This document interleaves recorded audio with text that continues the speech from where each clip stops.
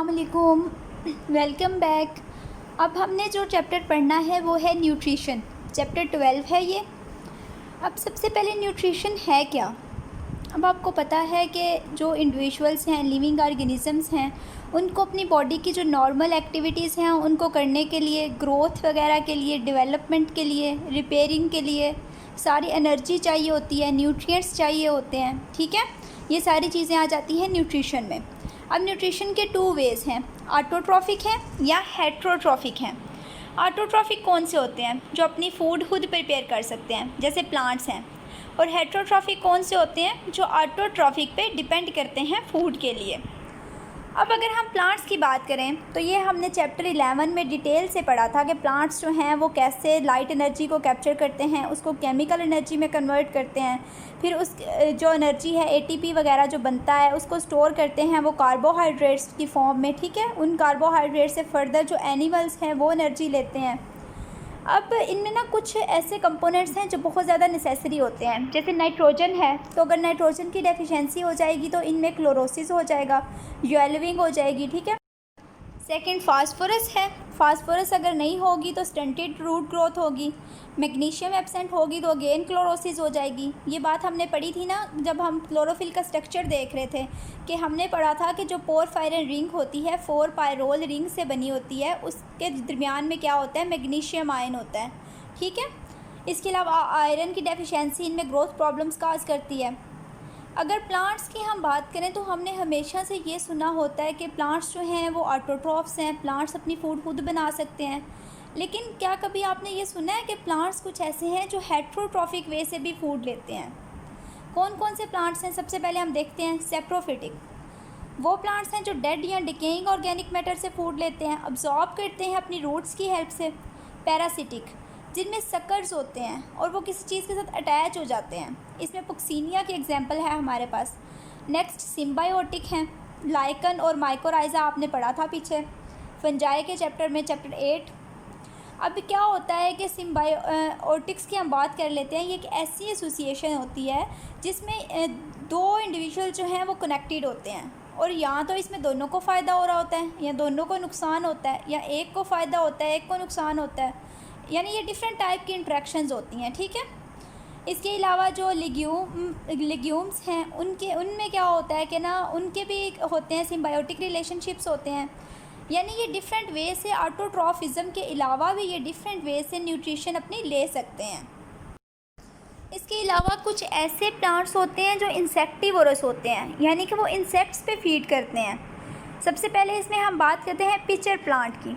Pitcher plant में क्या होता है कि इसमें पिचर आपको घड़े के लिए यूज़ किया जाता है। तो इसमें देखें एक सैक लाइक स्ट्रक्चर्स होते हैं, ठीक है, जिनमें वाटर होता है, और इनके जो लीव्स होते हैं ना उनके एंड पे हुड्स प्रेजेंट होते हैं। अब पिचर प्लांट में क्या होता है कि सैक जो है वो वाटर से फिल होती है, इंसेक्ट जो है वो उस वाटर को देख के आता है और इसमें ट्रैप हो जाता है। अब उस इंसेक्ट की डिकम्पोजिशन कैसे होगी? 2 वेज से, या तो बैक्टीरिया उसकी डिकम्पोजिशन करते हैं, या फिर क्या होता है एंजाइम्स जो है ना वो उसका ब्रेक डाउन कर देते हैं, उसकी डाइजेशन में इन्वॉल्व होते हैं। सेकंड है विनस फ्लाई ट्रैप। अब इसमें क्या होता है? इसमें देखें एक लीव है, उसके 2 लोब्स हैं, ठीक है, और उन लोब्स के मार्जिन्स पे क्या प्रेजेंट है? लोब्स के मार्जिन्स पे ब्रिसल्स, ठीक है, और इंसेक्ट जो है उसमें ट्रैप हो जाता है, लीव क्लोज हो जाएंगे, और जो इंसेक्ट है उसकी डाइजेशन जो पहले मैंने आपको 2 वेज बताए, एंजाइम की हेल्प से या बैक्टीरिया की हेल्प से होगी।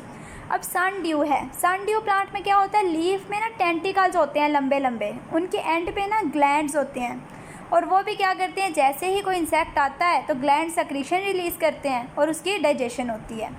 लेकिन एक्चुअली ये तीनों तरह के जो प्लांट्स हैं ना, एक्चुअली ये ऑटोट्रॉफ्स हैं। ये इनका एडिशनल मोड है न्यूट्रिशन का एज ए हेट्रोट्रॉफिक जो ये काम कर रही है ना, ये एडिशनल मोड है, इससे इनकी ग्रोथ जो है ये फास्ट हो जाती है।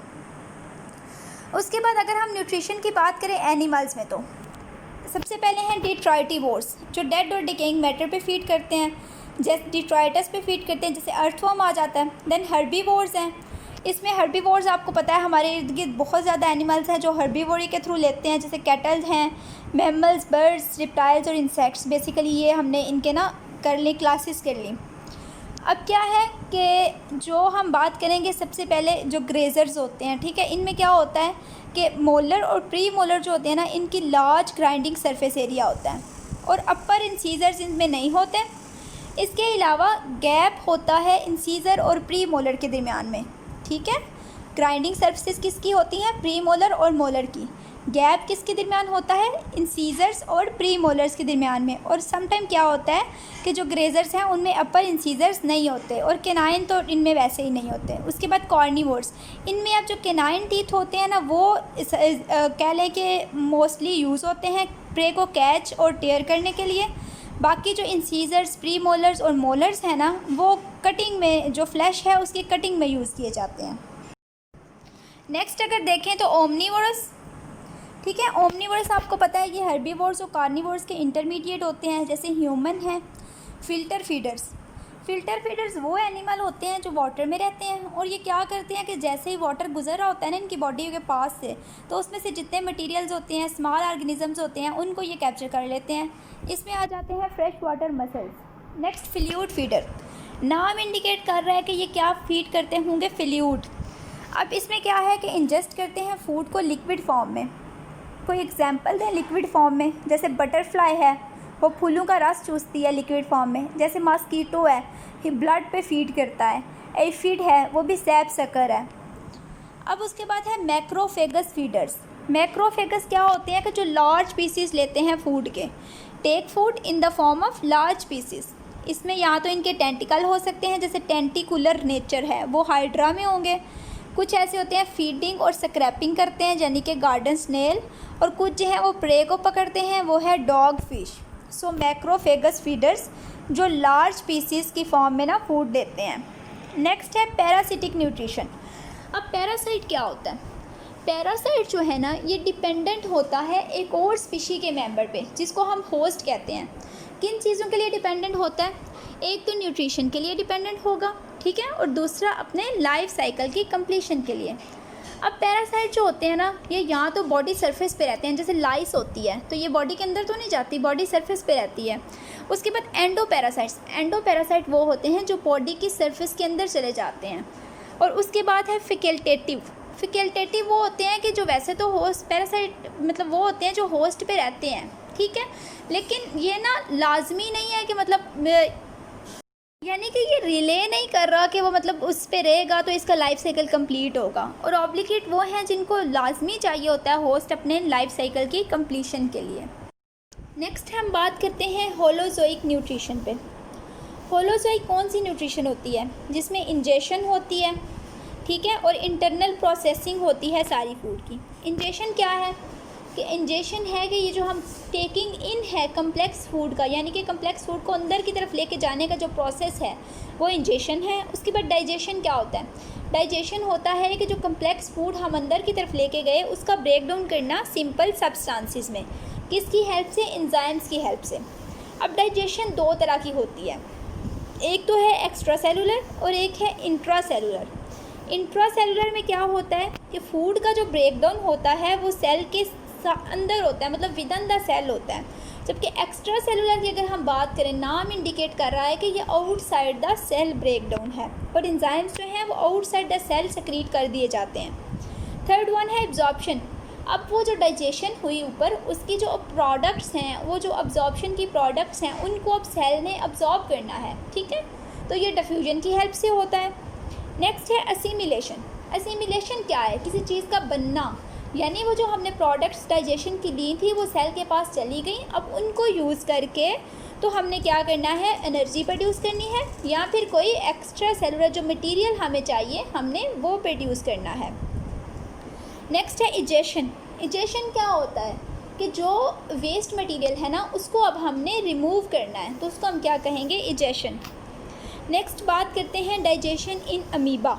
अमीबा में डाइजेशन किसी हद तक इंट्रासेलुलर है, ठीक है। अब अमीबा फीड किस पे करता है? स्मॉल ऑर्गेनिजम्स पे या डेड डिकेइंग ऑर्गेनिक मैटर पे। अब क्या होता है कि सूडोपोडिया, इसमें टेम्परेरी सेल एक्सटेंशंस होती हैं, ठीक है, जिन्हें हम सूडोपोडिया कहते हैं। फूड पार्टिकल जो लेते हैं सूडोपोडिया उसके गिर्द रैप कर जाते हैं। अब पहले क्या होता है कि जो फूड वेक्यूल बनता है ना उसका साइज़ जो है ना वो स्मॉल होता है। क्यों स्मॉल हो जाता है? क्योंकि उसमें से वाटर निकल जाता है। फिर उसका साइज़ जो है वो अगेन बड़ा हो जाता है। अब लाइसोसोम जो है ना वो फूड वैक्यूल के साथ फ्यूज़ हो जाते हैं, जिन्हें हम फैगोलाइसोसोम कहते हैं। अब आपको पता है लाइसोसोम में एंजाइम्स होते हैं, एसिड हाइड्रोलेसिस होते हैं, एसिड फॉस्फेटेसिस होते हैं, जो कि ब्रेक डाउन कर देते हैं फूड को स्मॉल पार्टिकल्स में। इसके अलावा क्या होता है कि जो स्टार्ट में जो पीएच होती है ना वो एसिडिक होती है, उसके बाद पीएच जो है वो अल्कलाइन हो जाती है, 7 से 7.3 हो जाती है। और अल्कलाइन पीएच में क्या होता है, डाइजेशन जो है कंप्लीट हो जाती है। अब फूड जो है उसको भेज दिया जाता है कैनाल्स में, ठीक है, और कैनाल जो है वो फर्दर इनको डिस्ट्रीब्यूट कर देती हैं। अनडाइजेस्टेड मटेरियल जो है वो इजेशन के थ्रू रिमूव हो जाता है। नेक्स्ट है डाइजेशन इन हाइड्रा। हाइड्रा भी हमने लास्ट चैप्टर में देखा था, चैप्टर 10 जो हमने किया था उसमें हमने देखा था कि हाइड्रा जो है वो डिप्लोब्लास्टिक है, ठीक है, और रेडियल सिमेट्री होती है इसकी। अब डिप्लोब्लास्टिक है, इसमें डाइजेस्टिव सिस्टम भी हमने पढ़ा था किस तरह का था, सैक लाइक डाइजेस्टिव सिस्टम था, ठीक है। अब इसमें क्या होता है, टेंटिकल्स होते हैं, कहाँ पे होते हैं, निमेटोसिस्ट में होते हैं। निमेटोसिस्ट क्या होता है, हॉलो थ्रेड है जो कि कॉइल होता है अराउंड द कैप्सूल, और इसमें क्या होता है, टाइनी हेयर लाइक स्ट्रक्चर्स होते हैं जो बाहर की तरफ प्रोजेक्ट हुए होते हैं। अब प्रे जो है जैसे ही इनके कंट्रोल में आता है ये उसको कैप्चर कर लेते हैं, ठीक है, पैरालाइज कर देते हैं पॉइजन इंजेक्ट करके। अब हाइड्रा क्या करता है कि टेंटिकल्स की हेल्प से उसको पकड़ लेता है और उसको ले जाता है डाइजेस्टिव कैविटी में। डाइजेस्टिव कैविटी में क्या होता है, गैस्ट्रोडर्मस, जिसमें ग्रैनुलर सेल्स होते हैं, यानी ग्लैंड्स की तरह के सेल्स होते हैं, वो सिक्रीशन सेक्रीट करते हैं जो कि एंजाइम्स की फॉर्म में होती हैं। अब ये देखें यहाँ पे डाइजेशन हो रही है एक्स्ट्रा सेलुलर, एंजाइम्स जो हैं वो आउटसाइड द सेल सेक्रीट हो रहे हैं। फूड मिक्सिंग कौन करता है, फ्लैजिलेटेड सेल्स फूड मिक्सिंग करते हैं, और बॉडी की जो कंट्रैक्शंस होती हैं उनसे फूड मिक्स होती है, फिर वो फाइन पार्टिकल्स में बन जाती है और जो सेल्स होते हैं वो इनको इंगल्फ कर लेते हैं। अब जो बाकी की डाइजेशन होती है वो इंट्रा सेलुलर होती है, अनडाइजेस्टेड मटेरियल को एक्सपेल कर दिया जाता है माउथ से। अब इनमें कौन सा सिस्टम हुआ, सैक लाइक डाइजेस्टिव सिस्टम, जिसमें कॉमन ओपनिंग्स हैं इंजेशन और इजेशन के लिए। अब अगर प्लेनेरिया की बात करें तो प्लेनेरिया में जो डाइजेशन है वो कैसे होती है। सबसे पहले तो ये देखेंगे जो प्लेनेरिया का माउथ होता है ना वो वेंट्रल साइड पे ना मिड में होता है, ठीक है। माउथ के बाद होती है फेरेंक्स, फेरेंक्स के आगे है इंटेस्टाइन। अब इंटेस्टाइन जो है ना वो इंटीरियर साइड से एक में डिवाइड होती है और पोस्टीरियर साइड से ना 2 ब्रांचेस में डिवाइड हो जाती है, ठीक है, लेटरल साइड से। अब प्लेनेरिया क्या करता है, जैसे ही फूड नज़दीक आती है ना तो अपनी फेरेंक्स इसकी इरिवर्सिबल होती है, इवर्सिबल, यानी कि उसको बाहर की तरफ ये पुश करता है, फूड को लेता है और उसको अंदर ले आता है। उसके बाद फूड जाती है इंटेस्टाइन में। इंटेस्टाइन में डाइजेशन कौन सी होती है, एक्स्ट्रा सेलुलर। अब आपको ये तो पता चल गया है कि एक्स्ट्रा सेलुलर डाइजेशन कौन सी होती है, जिसमें सेल्स के आउटसाइड एंजाइम रिलीज़ कर दिए जाते हैं डाइजेशन हो जाए। जब किसी हद तक डाइजेशन हो जाती है ना तो सेल्स जो हैं वो अपनी प्रोडक्ट्स अंदर ले लेते हैं, फिर उनको इंट्रा सेलुलर डाइजेशन की हेल्प से दोबारा से डाइजेस्ट करते हैं, और जो अनडाइजेस्टेड फूड होती है ना उसको रिमूव कर दिया जाता है माउथ से ही, यानी इसमें एक ही ओपनिंग है। एंड नेक्स्ट है डाइजेशन इन कॉकरोच। अब आपने ये बात नोट करते जाना है कि देखें हम सिंपल से ना कम्प्लेक्स की तरफ आ रहे हैं। अमीबा में देखें सूडोपोडिया था, सिंपल सा मैकेनिज़्म था, उसके बाद हाइड्रा में थोड़ी सी कम्प्लेक्सिटी आई, देन हमने प्लेनेरिया की बात की, अब हम कॉकरोच की बात करते हैं। कॉकरोच में देखें जो डाइजेस्टिव सिस्टम है ना ये ट्यूब लाइक है, यानी माउथ और एनस हैं एक ट्यूब की फॉर्म में, जिसमें डिफरेंट स्ट्रक्चर्स इन्वॉल्व हैं। अब इनमें ट्यूबुलर टाइप को हमने डिवाइड किया है 3 पोर्शंस में, फोरगट है, मिड गट है एंड हाइंड गट है। फोरगट किन किन पे कंसिस्ट करती है, माउथ है, फेरेंक्स है, क्रॉप है एंड गिजर्ड है। मिड गट में क्या होता है, ये शॉर्ट नैरो ट्यूब होती है, ठीक है, इसमें स्टमक होता है और हेपेटिक सीका होते हैं जो कि फिंगर लाइक ट्यूब्स हैं। देन हम अगर हाइंड गट की बात करते हैं, hind gut long coiled portion है, इसमें रेक्टम होता है और एंड पे कहाँ पे रेक्टम टर्मिनेट होता है, एनस पे। उसके अलावा इसमें स्लाइवरी ग्लैंड्स होते हैं, यानी अब आप देखें कम्प्लेक्सिटी आती जा रही है जो कि कहाँ तक आएगी, डेफिनेटली ह्यूमन तक। स्लाइवरी ग्लैंड इनमें थोरेसिक रीजन में होते हैं, स्लाइवा सेक्रीट करते हैं जिसको कहाँ पे भेजा जाता है, माउथ में। अब कॉकरोच जो है ये ओमनीवोर्स होते हैं, हर तरह की फूड खा लेते हैं। अब इसमें क्या है, इनके माउथ पार्ट्स, इंसेक्ट्स के माउथ पार्ट्स आपने एक दफ़ा देखने हैं कि इनमें मैंडिबल होते हैं, मैक्सिली होते हैं, लेबियम है और लेब्रम है। अब फूड कटिंग किसकी हेल्प से होती है, मैंडिबल्स की हेल्प से। उसके बाद उसकी मिक्सिंग होती है सलाइवा के साथ, स्टार्च हाइड्रोलिसिस हो जाता है मुंह में ही, ठीक है। उसके बाद क्रॉप गिज़र्ड है, गिज़र्ड ग्राइंडिंग के लिए यूज़ होता है। मीट कट में जो हेपेटिक सीका होता है ना, वहाँ पे एंजाइम्स रिलीज़ होते हैं, फूड डाइजेशन होती है। जो अनडाइजेस्टेड फूड होती है ना, उसको एनएस से ना आउटसाइड रिमूव कर दिया जाता है। तो ये था किसका डाइजेस्टिव सिस्टम, काकरोच का। और एक दफ़ा इसको रिवाइज़ कर लें, ट्यूबुलर है, 3 पोर्शंस में डिवाइडेड है। और इसमें क्या होता है कि फूड जो है उसको मैंडिबल की हेल्प से कट किया जाता है, सलाइवा के साथ मिक्स होती है। क्रैब, गिज़र्ड, मिड गट से एंजाइम रिलीज़ होते हैं, डाइजेशन होती है। हाइंड गट में क्या होता है, अगर कोई रीअब्सॉर्प्शन होनी हो वो होती है, नहीं तो एनएस के थ्रू एक्स्ट्रा मटेरियल जो है वो रिमूव हो जाता है। अब ग्राइंडिंग और मेस्टिकेशन कैसे होती है। ग्राइंडिंग कौन करते हैं, मोलर टिप्स जो होते हैं वो ग्राइंड करते हैं। स्मॉल पीसेस हमें क्यों करने पड़ते हैं फूड के, हम एकदम सारा निवाला क्यों नहीं खा जाते, ठीक है। ये हम 2 वजह से करने पड़ते हैं स्मॉल पीसेस। एक तो इसोफेगस में लार्ज साइज़ का पोर्शन जो नवाला है वो जा ही नहीं सकता, ठीक है। और अगर स्मॉल पीसेस हम नहीं करेंगे तो सरफेस एरिया कम होगा एंजाइम अटैक के लिए। स्मॉल पीस करके हम सरफेस एरिया इंक्रीज़ करते हैं ताकि एंजाइम अटैक हो सके। देन लुब्रिकेशन एंड डाइजेशन है, ये किसकी हेल्प से होती है, सलाइवा की। वाटर और म्यूकस इसकी सेक्रीशंस हैं। आप देख लेते हैं कौन कौन सी सेक्रीशंस होती हैं सलाइवा में। सोडियम बाइकार्बोनेट है और साल्ट्स हैं। इसके बाद अमाइलेस है और पेटाइलिन है, यानी कि ये जो कार्बोहाइड्रेट डाइजेशन है ना उसके लिए एंजाइम्स हैं, क्योंकि वो माउथ में होती है ना। वाटर और म्यूकस का क्या काम होता है, ये स्लाइमी लिक्विड बना देते हैं, मॉइस्चराइजेशन प्रोवाइड करते हैं। सोडियम बाइकार्बोनेट पीएच स्टेबलाइज़र होता है, ये क्या करता है कि पीएच को, सलाइवा की जो पीएच अल्कलाइन होती है ना 8, उसको 6 पे लेके आता है, समवट न्यूट्रल करता है। अमाइलेस क्या करता है, कार्बोहाइड्रेट की डाइजेशन होती है, यहाँ पे जो ग्लाइकोजन या स्टार्च वगैरह है ना उसको कन्वर्ट कर दिया जाता है किस में, माल्टोज में। नेक्स्ट टॉपिक है डाइजेशन इन मैन। अब देखें ह्यूमन का कहाँ से हमने स्टार्ट लिया था, अमीबा से, और अब हम आ गए हैं मोस्ट कम्प्लेक्स सिस्टम पे। इनमें लॉन्ग क्वाइल ट्यूब होती है, माउथ से एनस तक। पार्ट्स इसके क्या क्या होते हैं, ऑरल कैविटी है, इसोफेगस है, स्टमक है, small intestine and the large intestine. Small intestine को हम 3 पार्ट्स में डिवाइड करते हैं, ड्यूडिनम है, जेजुनम है एंड एलियम है। लार्ज इंटेस्टाइन में क्या होता है, असेंडिंग कोलन है, ट्रांसवर्स कोलन है एंड डिसेंडिंग कोलन है। नेक्स्ट सीकम है और रेक्टम है। अब हम अगर बात करते हैं ऑरल कैविटी में ग्लैंड्स की, स्पेसिफिकली हम यहाँ पे बात कर रहे हैं स्लाइवरी ग्लैंड्स की। स्लाइवरी ग्लैंड्स 3 टाइप्स के हैं, सब मैंडिबुलर ग्लैंड्स हैं, सब लिंगुअल ग्लैंड्स हैं, पैरोटिड ग्लैंड्स हैं। सब मैंडिबुलर कहाँ पे होते हैं, बिलो द टंग। सब लिंगुअल कहाँ पे होते हैं, बिलो द जॉज। और पैरोटिड कहाँ पे होते हैं, इन फ्रंट ऑफ ईयर। अब डाइजेशन कहाँ कहाँ पे होती है ह्यूमन में, कहाँ पे होती है भला, ऑरल कैविटी में, देन स्टमक में और देन स्मॉल इंटेस्टाइन में, यानी कि ये स्टेप वाइज डाइजेशन है। अब ऑरल कैविटी की जब हम बात करते हैं तो ऑरल कैविटी किस किस में इन्वॉल्व होती है, फूड सिलेक्शन में, मेस्टिकेशन एंड ग्राइंडिंग में, लुब्रिकेशन में और डाइजेशन में। अब food selection, oral cavity food selection में कैसे हेल्प करती है।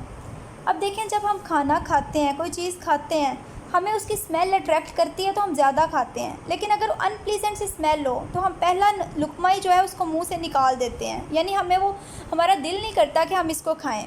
तो ये फूड सिलेक्शन में इन्वॉल्व होती है ऑरल कैविटी। स्मेल करती है, टेस्ट अच्छा हो तो हम खाते हैं, अदरवाइज़ हम नहीं खाते। और इसमें क्या है कि टंग पे ना टेस्ट बड्स होते हैं, वो हेल्प आउट करते हैं हमारी किसमें, फूड सिलेक्शन में। अब स्वेल्विंग क्या होती है कि मेस्टिकेशन के बाद जो फूड है ना वो एक स्लाइमी लिक्विड बन जाता है, ठीक है, जिसको हम क्या कहते हैं, बोलस कहते हैं। और बोलस जो है इसको टंग और फेरेंक्स के मसल्स की हेल्प से ना बैक साइड पे पुश किया जाता है। अब उसके स्टेप्स क्या क्या होते हैं, सबसे पहले टंग की मूवमेंट होती है, ठीक है, और टंग क्या करती है, फोर्स करती है कि जो बोलस है वो अंदर चला जाए, ठीक है। अब क्या होता है, जो बैकवर्ड मूवमेंट है ना टंग की, वो सॉफ्ट पैलेट को अपवर्ड मूव कर देती है और क्या करती है, पुश करती है उसको अपवर्ड और क्लोज करती है नेज़ल ओपनिंग को। इसके अलावा टंग जो है वो फोर्स करती है एपिग्लोटस को कि वो मूव कर जाए हॉरिजॉन्टल पोजीशन में और क्लोज कर देती है ग्लोटस को। लेरिंक्स क्या करता है कि ये अपवर्ड मूव करता है ग्लॉटिस जो है वो पार्शली क्लोज हो जाता है और फूड जो है वो एंटर नहीं होती, ठीक है। और एपिग्लॉटिस क्या करता है कि वो डायरेक्ट करता है जो मूवमेंट है फूड की कि वो डाइवर्ट हो जाए वन साइड ऑफ ओपनिंग से, यानी ग्लॉटिस में एंटर ना हो।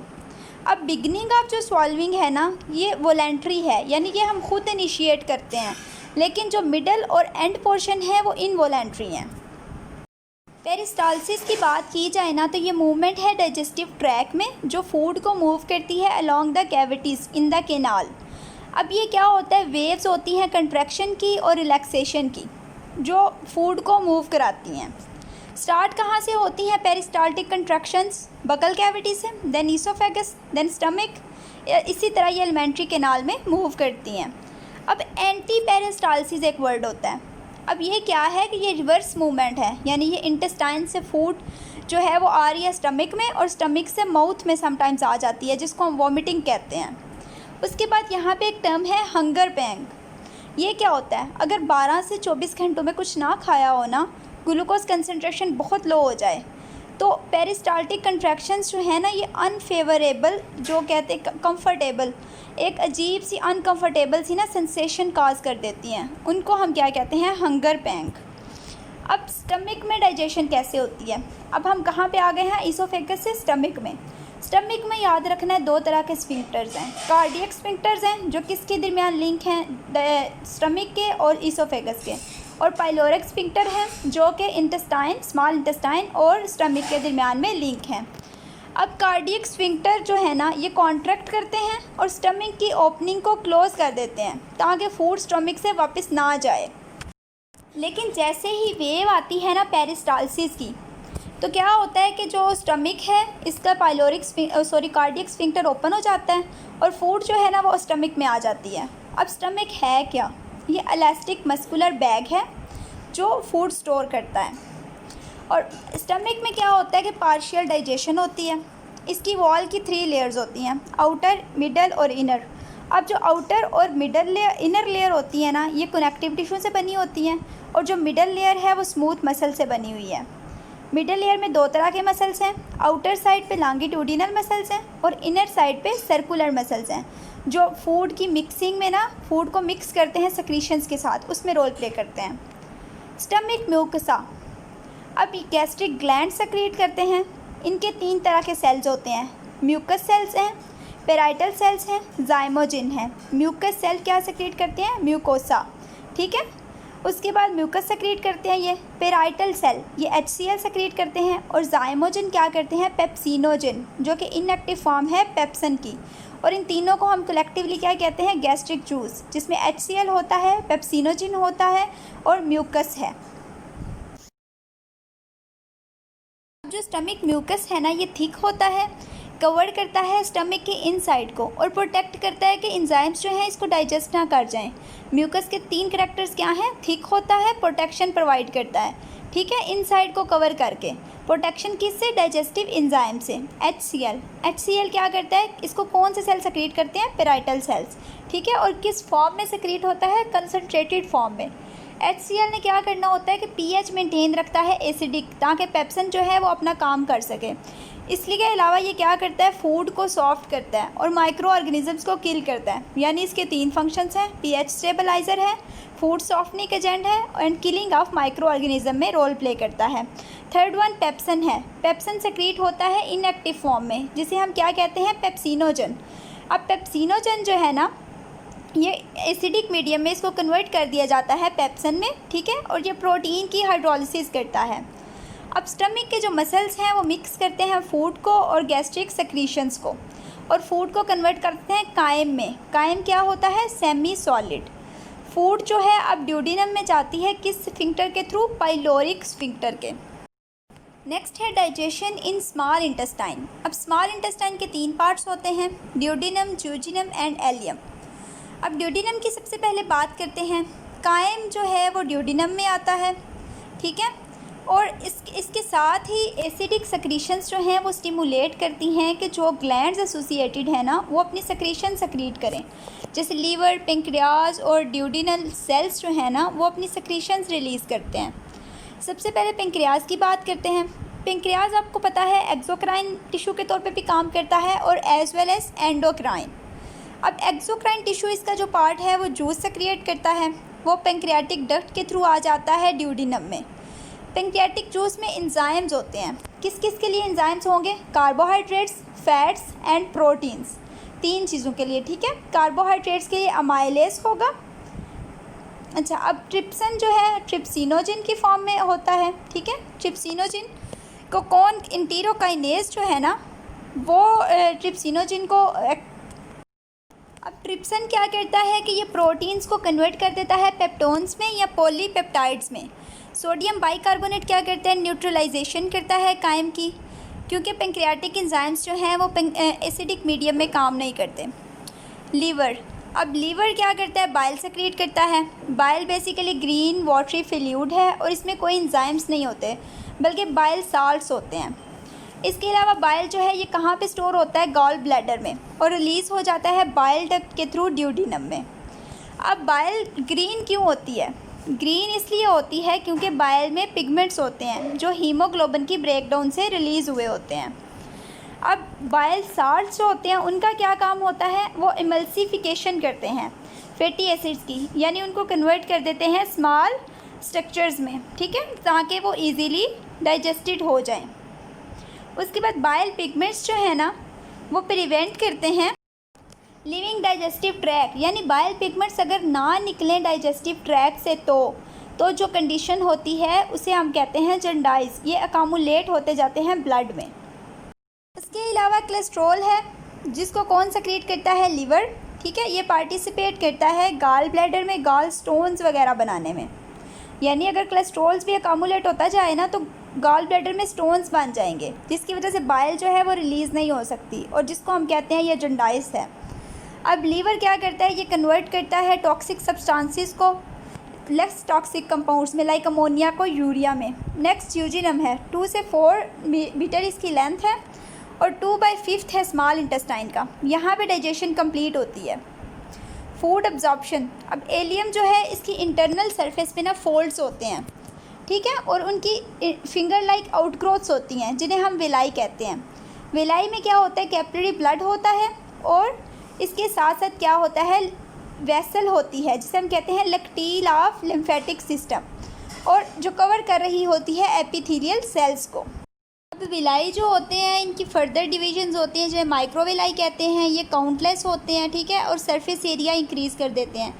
सिंपल शुगर्स और अमाइनो एसिड की एब्जॉर्प्शन होती है। उसके अलावा डिफ्यूजन हो जाती है इनकी, या एक्टिव ट्रांसपोर्ट के थ्रू ये मूव कर जाते हैं ब्लड कैपिलरीज में माइक्रोविलाई की हेल्प से। फैटी एसिड और ग्लिसरॉल जो है एब्जॉर्ब हो जाते हैं ब्लड स्ट्रीम में। और इसके अलावा क्या होता है कि जो एपिथेलियल सेल्स होते हैं विलाई के वो रिकम्बाइन हो जाते हैं, फैट्स बन जाते हैं लेक्टील में। अब लिम्फ वेसल्स क्या करती हैं? यहाँ पे ना प्रोटीन्स कंबाइन होती हैं फैट के साथ, लिपोप्रोटीन बन जाते हैं उनके ड्रॉपलेट्स, ठीक है, वो थोरेसिक लिम्फेटिक डक्ट के थ्रू ब्लड स्ट्रीम में चले जाते हैं। वहाँ पे उनका हाइड्रोलिसिस होता है ब्लड प्लाज्मा एंजाइम्स की हेल्प से, बॉडी सेल में एंटर हो जाते हैं। इसके अलावा रिस्पिरेशन में यूज़ हो जाते हैं या फिर स्टोर हो जाते हैं as a fat in liver muscle under skin. Ileum पे क्या होता है? इलियोकोलिक स्फिंक्टर जो ओपन और क्लोज होता है टाइम टू टाइम और अलाउ करता है कि जो स्मॉल मूवमेंट अमाउंट है रेजिड्यू की वो इलियम से एंटर हो जाए लार्ज इंटेस्टाइन में। अब लार्ज इंटेस्टाइन में क्या होता है? 3 पार्ट्स हैं। सीकम है कि जो कि ब्लाइंड एंडिंग सैक है, और इसके एंड पे क्या होता है? अपेंडिक्स होता है जो फिंगर लाइक प्रोजेक्शन है। कोलान जो है ये रीअब्जॉर्प्शन में इम्पॉर्टेंट है। रेक्टम जो है यहाँ पे फीसिस स्टोर होती हैं जो कि एक्सक्रीट होती हैं वाया एनएस, और एनएस के 2 स्फिंक्टर्स होते हैं, स्मूथ और स्ट्राइप्ड। रेक्टम जब फिल होता है तो डेफिकेशन रिफ्लेक्स आता है जो कि मैच्योर पीपल में होता है, जो न्यू बॉर्न होते हैं या बेबीज़ होते हैं एक ख़ास एज तक उनमें नहीं होता। वाटर एंड साल्ट्स की रीअब्जॉर्प्शन होती है यहाँ पे। अनडाइजेस्टेड मटेरियल को फीसिस कहा जाता है जिसमें बैक्टीरिया हैं, fibres, mucus, cholesterol, bile pigments and water. अब यहाँ पे 2 डिजीज़ हैं जो इसके साथ लिंक्ड हैं। डायरिया है कि अगर वाटर जो है उसकी रीअब्जॉर्प्शन ना हो, ठीक है, और कॉन्स्टिपेशन है अगर एक्सेसिव रीअब्जॉर्प्शन हो जाए वाटर की। तो इसके अलावा कुछ और जो हैं डाइजेस्टिव ट्रैक के साथ एसोसिएटेड डिजीज़ हैं। डिस्पेप्सिया, इसमें क्या होता है, स्टमक में एसिडिटी हो जाती है, नोज़िया, वोमिटिंग वगैरह आता है। फूड पॉइजनिंग क्या है कि टॉक्सिक सब्सटेंस हम ले लें, और ये इसमें बेसिकली बैक्टीरिया जो सैल्मोनीला है और कंपाइलोबैक्टर है, ये टॉक्सिन्स प्रोड्यूस करते हैं। सिम्टम्स टॉक्सिक सब्सटेंसेस ले लें तो क्या होता है, वोमिटिंग है, डायरिया, अब्डोमिनल पेन। उसके अलावा बोटुलिज्म है, ये क्या है कि फूड पॉइजनिंग है स्वीयर टाइप की, क्लॉस्ट्रेडियम बोटुलिनम की वजह से होती है, ठीक है, जो कि एक सीलिएट है। इसके अलावा एक डिज़ीज़ है एनोरेक्सिया नर्वोसा, जिसमें एपिटाइट जो है उसको लॉस हो जाता है। और इसमें क्या होता है कि ना, ये बेसिकली ऐसी स्टेट है कि जिसमें ना स्पेशली गर्ल्स में होती है कि हम ओबेस हो जाएंगी, ठीक है, ओबेसिटी का शिकार हो जाएंगी, इस वजह से वो खाना नहीं खाती। तो इनको ये बहुत सीरियस कंडीशन तक ले जाती है, जिसमें इनको ना इंट्रामस्कुलरली और या फिर इंट्रावेनसली, यानी उनकी वेंस में फूड इंजेक्ट करनी पड़ती है। उसके अलावा एक और डिज़ीज़ है बुलिमिया नर्वोसा। इसमें क्या होता है कि जो फैटी एसिड जिस फूड में ज़्यादा होता है, जैसे बर्गर वगैरह, फ्राइज़ वगैरह, बहुत ज़्यादा क्रेज़ हो जाता है ये फैटी एसिड फूड खाने का, और वोरेशियस ईटिंग होती है, ठीक है, और उसके बाद वॉमिटिंग कर दी जाती है कि उस ईटिंग का हमें कोई नुकसान ना हो, ठीक है। एक और डिज़ीज़ एसोसिएटेड है डाइजेस्टिव ट्रैक के साथ, जिसे हम पाइल्स कहते हैं। इसमें क्या होता है, वेन्स जो डायलेटेड वेन हो जाती हैं एनल एरिया में, ठीक है, ब्लीडिंग होती है डेफिकेशन के दौरान। उसके अलावा कॉन्स्टिपेशन होती है अगर, तो वो ये कंडीशन, पाइल्स की कंडीशन जो है ये वर्स हो जाती है। अल्सर है, इसमें जो इनर वॉल है डाइजेस्टिव ट्रैक की, उसका म्यूकस जो है वो लॉस हो जाता है। म्यूकस लेयर की ब्रेकडाउन होगी तो एंजाइम्स जो हैं वो वॉल को ईट करना शुरू कर देंगे, और इस कंडीशन को हम कहते हैं अल्सर।